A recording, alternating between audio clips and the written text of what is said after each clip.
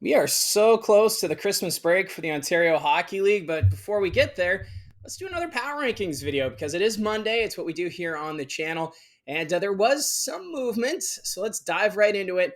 At the bottom of the Power Rankings at number 20, it's the Guelph Storm. No change for them, but the offense kind of came alive a bit there last week. They went 1-2, putting up 6 goals in their loss to the Saginaw Spirit, so they put in the effort. The offense was there. And new faces seem to be stepping up right now for the Guelph Storm. Lev Katzen, he scored 2 goals in the win against the Kingston Frontenacs. He now has 5 goals, 8 assists, 13 points in just 6 games of action, so not bad for Katzen. And then Zachary Jovanovski earning his first career OHL win in a 32-save performance against the Frontenacs. Also to note, it seems as though we might be starting to see some movement of players being sent out of Guelph. It was announced earlier today that Ulrichsen has been traded to the Brampton Steelheads for 3 draft picks. I'll be doing a video later today just going over that trade and more of the details, but Ulrichsen seen as one of the top players that teams were trying to pursue, and the Brampton Steelheads, who, of course, off to a very disappointing first half of the OHL season, looking to address their back end and offense and whatnot. So he's been moved, so expect to see a video later today looking more into that trade. But coming up this week for Guelph, Thursday night they will be in Windsor, and then Friday they're home to the Sioux Greyhounds. At number 19, the Peterborough Petes. No change for them. Although I had the Petes as high as 17th last week in the power rankings, but with teams winning around them, they ended up falling back to 19th because after everyday action, I do adjust the power rankings so I'm keeping up with what's going on. And the Peterborough Petes just ended up falling back to 19th, but they are playing much better. They're showing that they're better than what their record suggests. They went 1-0-1 last week. That includes an overtime victory against the Oshawa Generals, where Gavin Bryant earned his 3rd game-winning goal of the season since coming over from Niagara. So this Peterborough Petes team, you can't take them for granted, not like we saw at the start of the regular season, but we'll see what they can do going into the second half. But for the rest of this week, they're home to the Ottawa 67s on Thursday, and then they finish off this first half in Kingston on Friday. At number 18, the Owen Sound Attack. They dropped 2 spots this week. Owen Sound had a chance to climb the Western Conference standings with games against Guelph, Sarnia, and Flint, but they ended up going 1-2, so they didn't take advantage of their opportunity. Owen Sound, they now find themselves 4 points out of the final playoff spot in the West. They do have 2 games in hand though on Sarnia, but you have to win those games. So we'll see what the Attack are capable of. They only have 1 game this week, and that'll be Wednesday night at home against the Barrie Colts. At number 17, no change for the Sarnia Sting. I was half expecting this team to find a way to the bottom of the power rankings this week with how they've been playing going into the last week, but they ended up showing signs of life. They went 2-0-1, so not too bad. Liam Beamish, he has found his groove with the Sarnia Sting. He earned 4 goals, 3 assists, 7 points in 3 games of work last week. So I really like the foundation of this team when you've got Beamish, you got Edwards, and also Diorio. So I do like where the Sarnia Sting are. Of course, they made that coaching change with Michael Haley being let go as an assistant coach. So maybe we're seeing some improvement. We'll have to wait and see what happens next. But they do have 2 very tough games this week. Wednesday, they're home to the Kitchener Rangers, and then Friday, they visit the London Knights. At number 16, the North Bay Battalion, they tumbled 3 spots this week. For the Battalion, it got off to a tough start. 7-3 loss at home to Niagara. Then they looked great in that 3-1 win over Oshawa on the road before falling short against Ottawa to wrap up the week. So North Bay, a team that's looking to the future. Right now, 3 points out of the final playoff spot in the East. Liam Amidovsky, though, solid this year for North Bay. He's got a career high in goals and points, and he also earned first star honors in the win over Oshawa with a goal and an assist. So Amidovsky standing up for this North Bay Battalion team as they try to stay in contention for a playoff spot this year. Now, coming up this week, they're home to the Sioux on Wednesday, and then Friday they travel to Sudbury. At number 15, it's the Sioux Greyhounds, who fell 4 positions this week. Keeping pucks out of the back of the net, that's been an issue recently. They went 1-2 and gave up 18 goals in those 3 games, which is unreal. Consistency has been a big problem for the Sioux this year. At times, they look like one of the better teams in the Western Conference. And then weeks like this, they're back to square one. So for Sault Ste. Marie, they end the week on a road trip. They're going to be in North Bay Wednesday and then Guelph on Friday. So two winnable games, but which Greyhounds team are we going to see this week?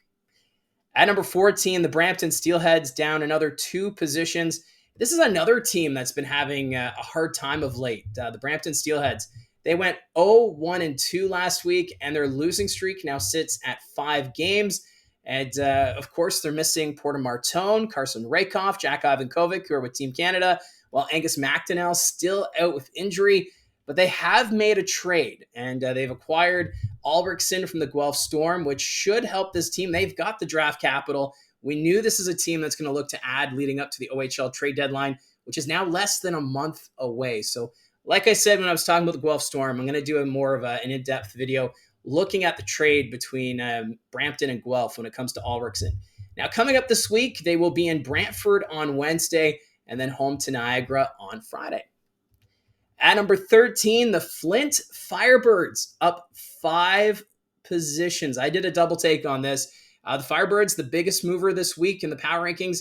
They went 2-0 last week with wins over Sarnia and Owen Sound, but it's the falls of Sault Ste. Marie and Brampton that helped their climb up the power rankings. So they climb a lot more than I had anticipated, but those were some pretty big wins as the Sting and Attack pretty close to them in the Western Conference standings.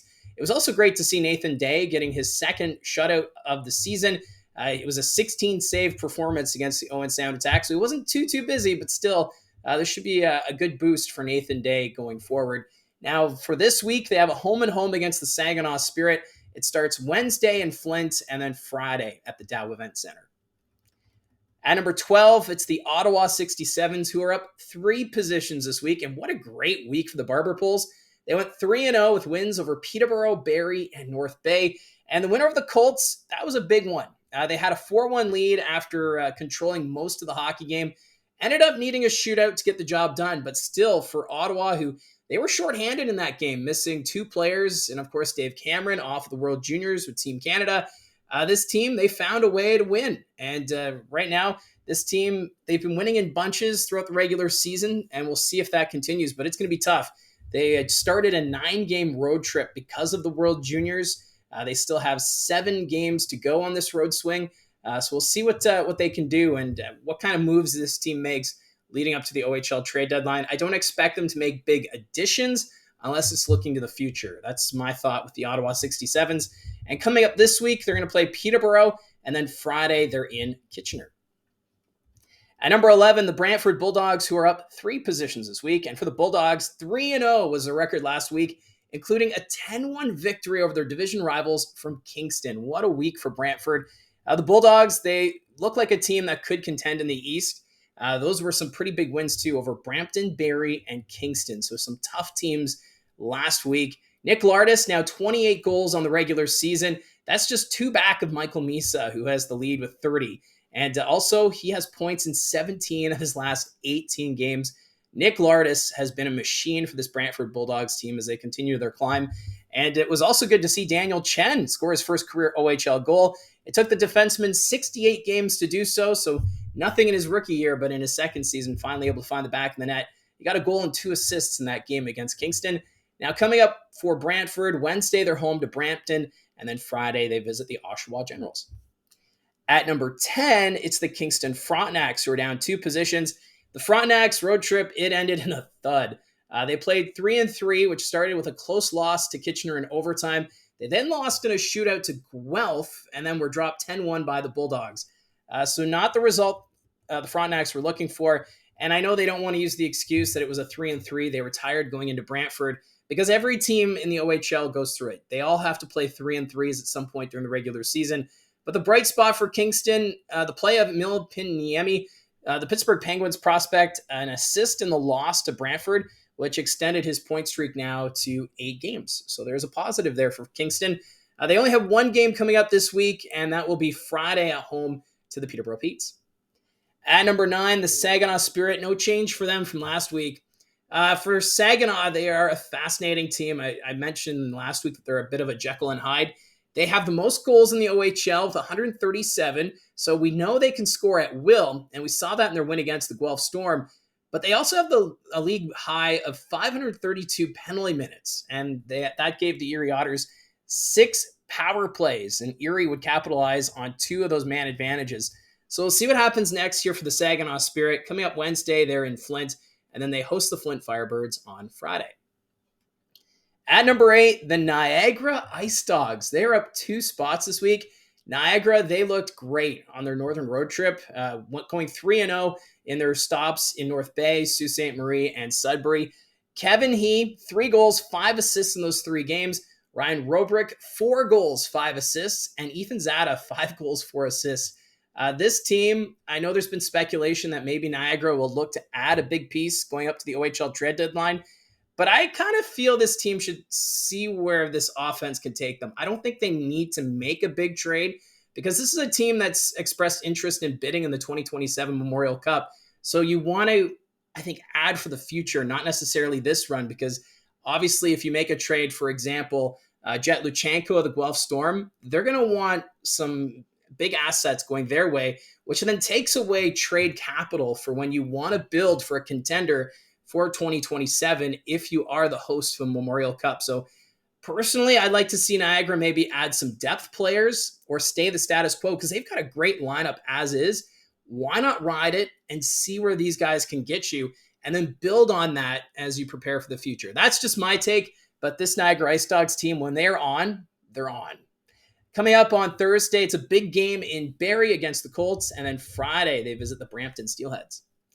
At number 7, the Erie Otters, no change for them.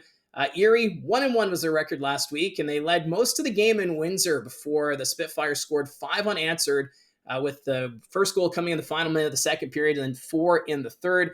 But then they cruised to an 8-2 victory over Saginaw. Now, that win against the Spirit, it was an emotional one following the passing of owner Jim Waters. And, of course, condolences to the Waters family. And, you know, he's meant so much to that organization after getting involved in sports. And Jim Waters, of course, a big factor in the Canadian media landscape with radio and whatnot. So definitely passing on condolences to the Waters family during this time and just the impact he had with radio and television and whatnot. And just what he meant as well to this Erie Otters organization. So Erie, just one game coming up this week, and that's home Wednesday against the London Knights. So the Sudbury Wolves, they come in at number 6. They drop 2 spots. Now, last week I was praising the Wolves for their play, and then they go 1-2 is their record last week, and their losses were to Sault Ste. Marie and Niagara, and those were some lopsided defeats. Kieran Walton, though, continued his strong play, 2 goals, 6 assists in last week's action, which included the overtime winner over Brampton. So Sudbury, they're getting points still, but I guess maybe next time I shouldn't give them too much praise for their play. Maybe that jinxed them or something. I don't know. They only have one game this week, and that's at home to North Bay on Friday. At number 5, I have the Windsor Spitfires. They're up 1 position. I know there were some who were surprised that I had the Spitfires 6th in the power rankings, so hopefully 5th is okay for this week. Windsor, they went 2-1. And they had big comeback wins over Erie and London. I really do like the look of the Spitfires team, and what a difference a year makes in junior hockey, because a year ago, we had Windsor near the bottom of the power rankings, and here they are now, top 5, just a year later. So it's quite amazing what a year can do for a junior hockey team. Coming up for Windsor, just one game, and that's at home to the Guelph Storm. At number 4, the Oshawa Generals. They're down 2 spots this week. There's a lot of questions right now being asked about this Oshawa Generals team since the firing of Steve O'Rourke. The Generals, they went 1-1-1, suffering losses to Peterborough and North Bay, who are well below them in the standings, and then eventually getting a win against Brampton yesterday. So they are playing without Cal Ritchie due to the World Juniors. Beckett Seneca, he returned in time for yesterday's win. This is a really good Oshawa Generals team, and maybe the Christmas break is a great time for this team to kind of regroup, and especially with this coaching change, which caught many off guard. Still don't know any of the details, as it seems odd you would relieve O'Rourke after the team was sitting first in the East Division, but still, that decision was made, and the team, I think, it's going to take them a little bit to get back on track. They only have one game this week, too. That's going to be Friday against the Brantford Bulldogs. At number 3, the Barrie Colts. They're up 2 positions. Now, moving up the Colts 2 positions might be faint praise with how they played last week. Barrie were 0-1-1. They lost in overtime against Brantford and then lost in a shootout against Ottawa. So they got points in those 2 games. They now are riding a 6-game point streak, but uh, they didn't put in a full 60 minutes in either of those 2 games. They do have an impressive record over their last 10 games with a record of 7-1-1-1. But man, oh man, this Barrie Colts team, I feel like if they put in a full 60-minute effort, they would be more dominant. In both games last week, they had to come back late against Brantford. They also came back from a 4-1 deficit against Ottawa to force overtime. And it just looked like a flip of the switch. The team just decided, okay, we're coming back.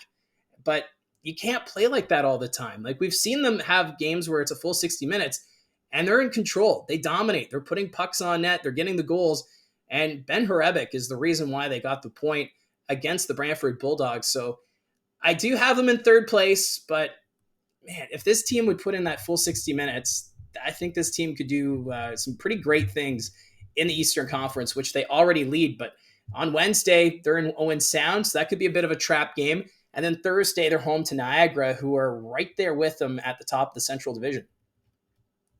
At number 2, the Kitchener Rangers. They're up 1 position this week. For Kitchener, they were 1-1. They had to come back and win in overtime against Kingston and then just fell short against the London Knights on Sunday. But some good news, Jussi Ahokas, their head coach, returned from Finland following a personal matter, which is great news for this team. And I think these next few weeks are going to be very fascinating for Kitchener leading up to the OHL trade deadline, because Kitchener is seen as a team that's looking to the future. They want to bid on the 2027 Memorial Cup. It's very similar to the Niagara Icedogs. So do they add a veteran piece to maybe go for a potential run this year? Or do they add younger assets and talent for the future? Or do you just stand pat? I think for Kitchener, they're in a very interesting crossroads here as we approach the Christmas break. And I almost wonder if maybe just like Niagara, stand pat and see what this team's capable of. That's what I'm figuring. But coming up this week, 2 games. Wednesday, they're in Sarnia, and then Friday, they're home to Ottawa. So at number 1 for the 6th week in a row, it's the London Knights. And they've just been continuing to roll along despite missing key pieces from their lineup at the World Juniors. London 2-0 in a very tough 3-3. They had a home-and-home against Windsor and then wrapped it up at home against Kitchener.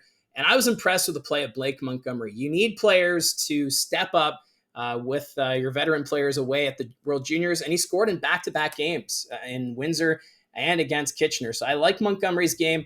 London's depth, of course, it'll be tested again this week and following the Christmas break, but also a great opportunity here for Dale Hunter to try different line combinations just to see what he has and to prepare for that second half of the season. Last year, they only made 1 move, and that was to add Caleb Lawrence and OA at the OHL trade deadline. I'm almost wondering if London's going to be quiet again at this OHL trade deadline, because they've got a lot of great pieces. And even if they miss a player like Easton Cowan or Sam Dickinson from their lineup, they've got other guys that can step in relief. So London, it's going to be very interesting to see what they do. And it's almost as if they're putting the challenge out there to the rest of the OHL to try and keep up with what they're capable of. They do have 2 games this week. Wednesday night, they will be in Erie, and then Friday, they're home to Sarnia. So that's how I see it from the booth for the power rankings for this week. I know coming up, it's a short week, so the games wrap up on Friday, and then it's the Christmas break, and we won't be back in action until the 28th of December. So we got some time to enjoy for Christmas with friends and family. I'll still do a power rankings after the games this week, and we'll go from there. So thank you very much for all your support, and don't forget to hit like and subscribe. Talk to you again soon.